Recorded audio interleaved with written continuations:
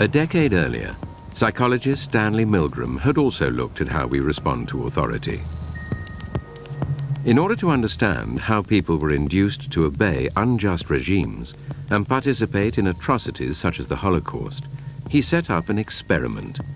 Volunteers were told they were taking part in scientific research to improve memory.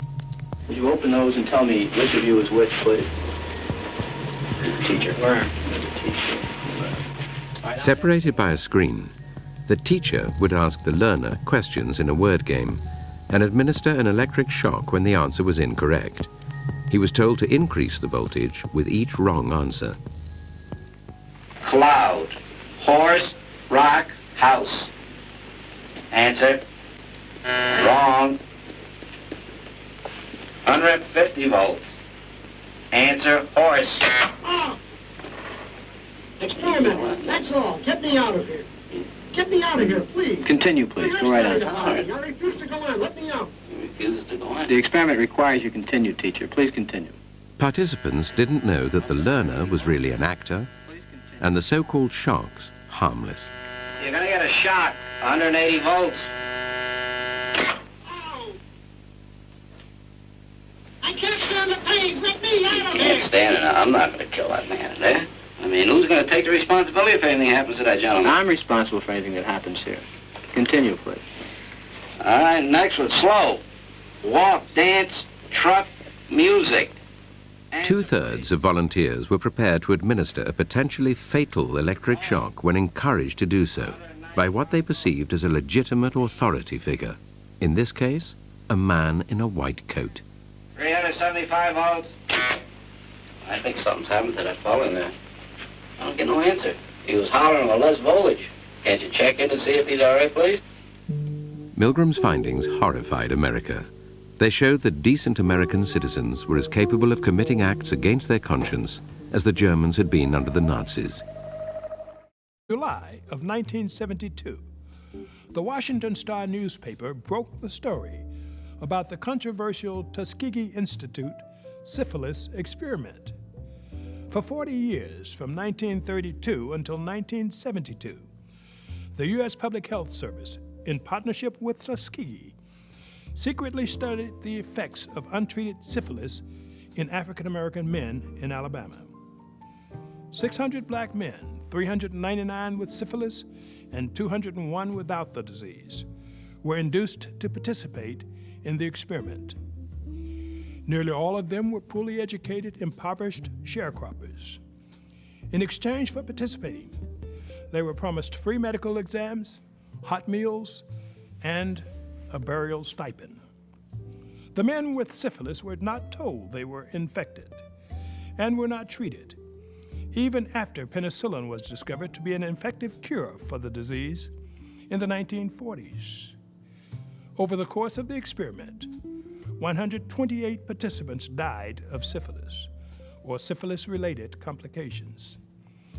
In 1972, when the paper exposed the details, the experiment was still ongoing. It incited public outrage over the unethical treatment of the participants, which led to the experiment's termination that November. The following year, the NAACP filed suit on behalf of the survivors. The federal government settled the lawsuit for $10 million. It also agreed to provide survivors and their infected family members with free medical services.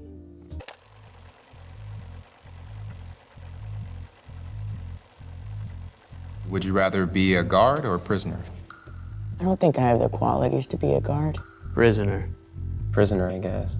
Prisoner. Sounds like it would be a little less work. Prisoner. Why's that? Nobody likes guards.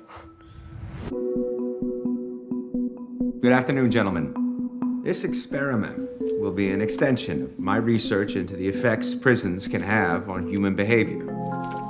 You're going to be pleased to know that you all have been chosen to be the prison guards. But under no circumstances whatsoever are you to physically assault the prisoners in any way. So remember, just as you were watching the prisoners, my graduate staff and I will be watching you.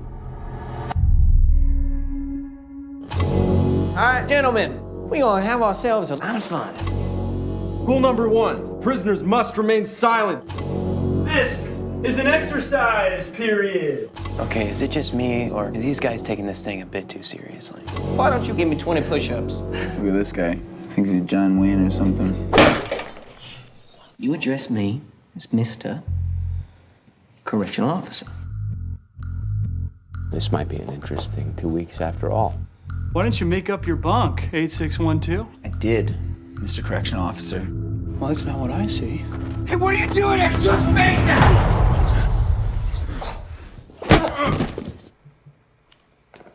What was that?